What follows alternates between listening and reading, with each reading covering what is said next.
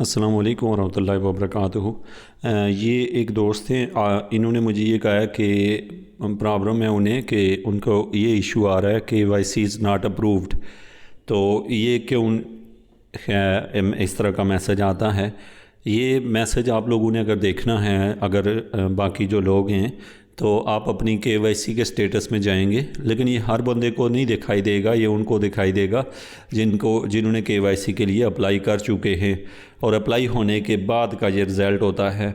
तो अगर ये रिज़ल्ट आपका है तो इसमें नीचे लिखा हुआ है कि जो करंट KYC रिजेक्शन रीज़न लिखी हुई है, तो उन्होंने लिखा है ऑन क्लियर फ़ोटो। आपकी फ़ोटो जो है वो क्लियर नहीं है और आपने दोबारा से KYC सबमिट करवानी है। तो आपको दोबारा अप्लाई करना है, पर अप्लाई मीन उसी तरह से करवाना है।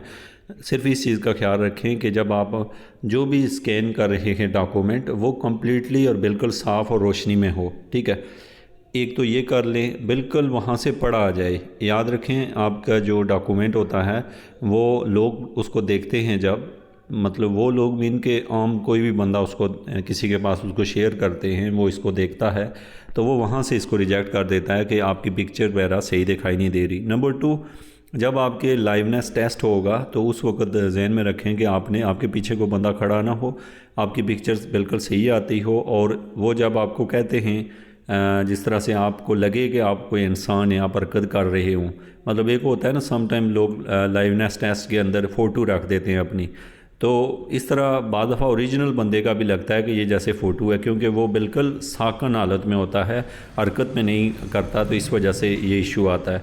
तो अब आप दूसरी दफ़ा करें और कोशिश करें कि दूसरी दफ़ा बिल्कुल पिक्चर आपकी क्लियर हो, जो आपकी ID कार्ड की पिक्चर है वो दोनों साइडों से, और उसके साथ आपका जो टेस्ट है वो भी आपने बिल्कुल ठीक से, यानी जब वो आपको कहते हैं कि आपने ऊपर देखना है, नीचे देखना है, लेफ़्ट देखना है, राइट देखना है और स्माइल करके देखना है, तो सारे केसेस को आपने ठीक तरीके से परफॉर्म करना है, ठीक रोशनी वाली जगह पर। तो इंशाल्लाह आपका ये मसला सॉल्व हो जाएगा।